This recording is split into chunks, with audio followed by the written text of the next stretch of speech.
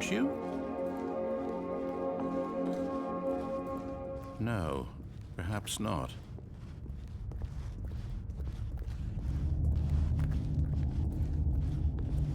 My God, is this really how much you dislike my game?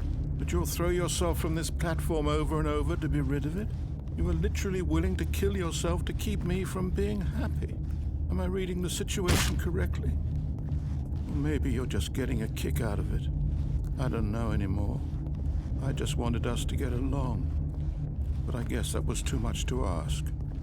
It looks like you wanted to make a choice after all. Well, this one is yours.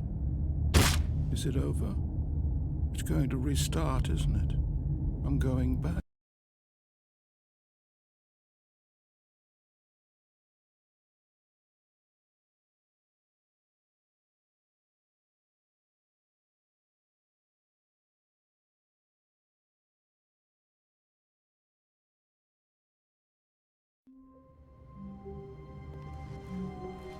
All of his co-workers were gone. What could it mean? Stanley decided to go to the meeting room. Perhaps he had simply missed a memo.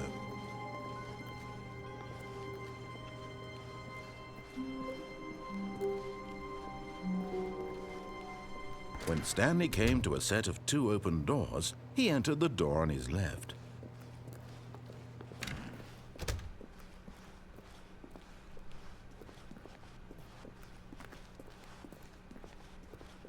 Yet there was not a single person here either. Feeling a wave of disbelief, Stanley decided to go up to his boss's office, hoping he might find an answer there. Coming to a staircase, Stanley walked upstairs to his boss's office.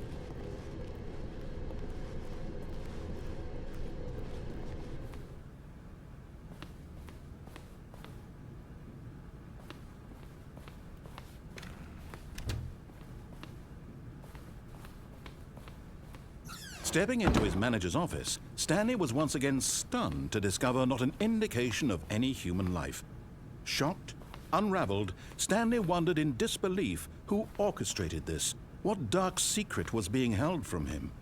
What he could not have known was that the keypad behind the boss's desk guarded the terrible truth that his boss had been keeping from him. And so the boss had assigned it an extra secret PIN number, 2845. But of course, Stanley couldn't possibly have known this.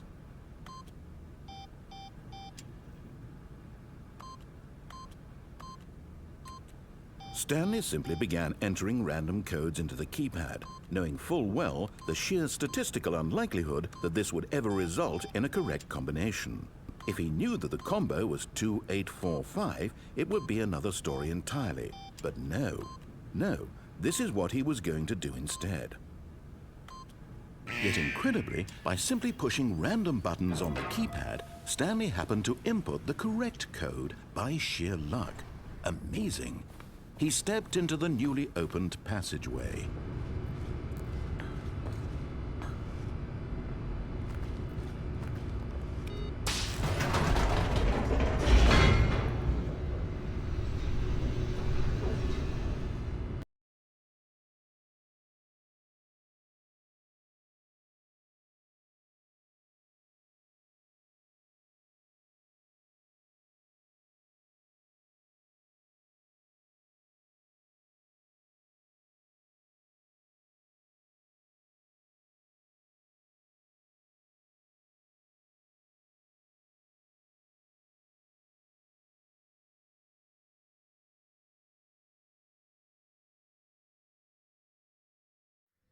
Descending deeper into the building, Stanley realized he felt a bit peculiar. It was a stirring of emotion in his chest, as though he felt more free to think for himself, to question the nature of his job. Why did he feel this now, when for years it had never occurred to him? This question would not go unanswered for long.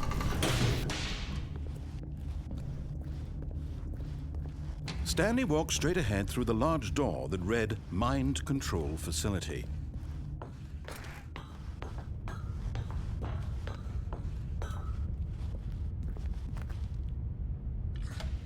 The lights rose on an enormous room packed with television screens. What horrible secret did this place hold? Stanley thought to himself. Did he have the strength to find out?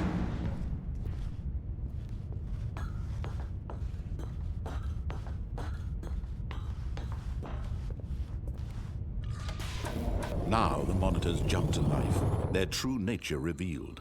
Each bore the number of an employee in the building, Stanley's co-workers. The lives of so many individuals reduced to images on a screen, and Stanley, one of them, eternally monitored in this place where freedom meant nothing.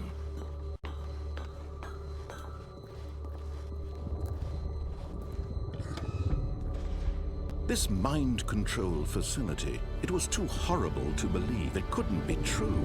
Had Stanley really been under someone's control all this time? Was this the only reason he was happy with his boring job? That his emotions had been manipulated to accept it blindly? No, he refused to believe it. He couldn't accept it. His own life in someone else's control? Never! It was unthinkable. Wasn't it? Was it even possible? Had he truly spent his entire life utterly blind to the world? But here was the proof, the heart of the operation. Controls labeled with emotions, happy or sad or content. Walking, eating, working, all of it monitored and commanded from this very place.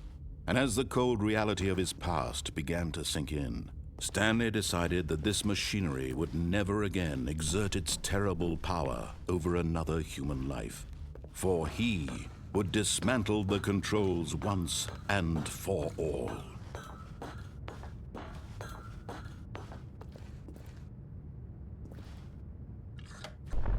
Oh, Stanley, you didn't just activate the controls, did you?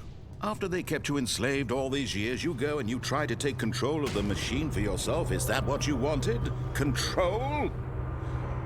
Oh, Stanley, I applaud your effort, I really do. But you need to understand, there's only so much that machine can do.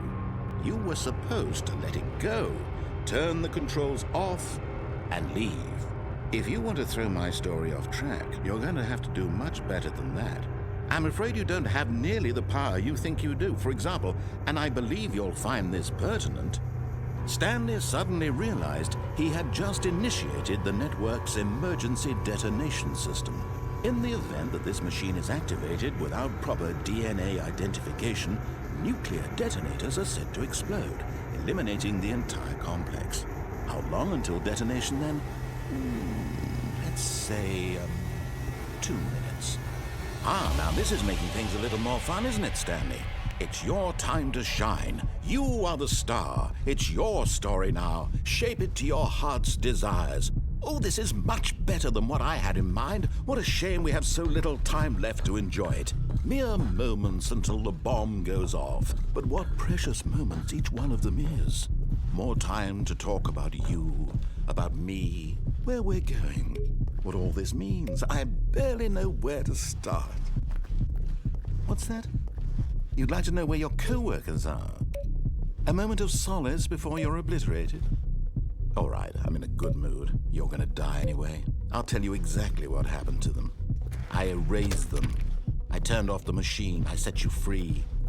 Of course, that was merely in this instance of the story. Sometimes when I tell it, I simply let you sit there in your office forever, pushing buttons endlessly and then dying alone. Other times, I let the office sink into the ground, swallowing everyone inside, or I let it burn to a crisp. I have to say this, though, this version of events has been rather amusing. Watching you try to make sense of everything and take back the control wrested away from you, it's quite rich. I almost hate to see it go. But I'm sure whatever I come up with on the next go-around will be even better. My goodness, only 34 seconds left. But I'm enjoying this so much. You know what? To hell with it. I'm going to put some extra time on the clock. Why not? These are precious additional seconds, Stanley. Time doesn't grow on trees. Oh dear me, what's the matter, Stanley? Is it that you have no idea where you're going or what you're supposed to be doing right now?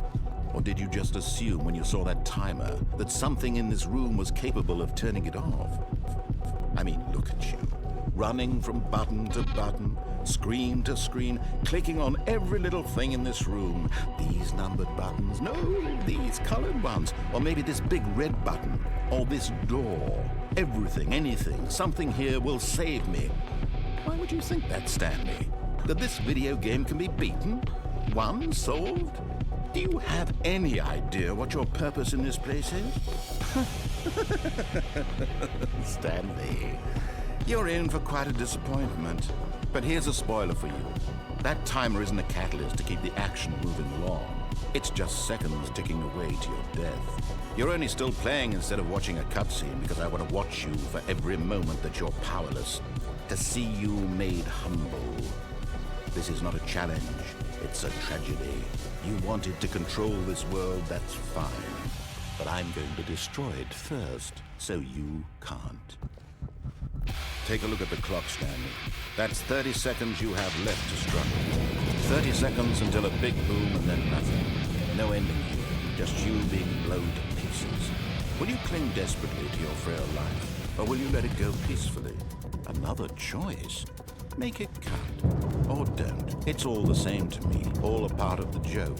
And believe me, I will be laughing at every second of your inevitable life from the moment we fade in until the moment I say, happily ever after.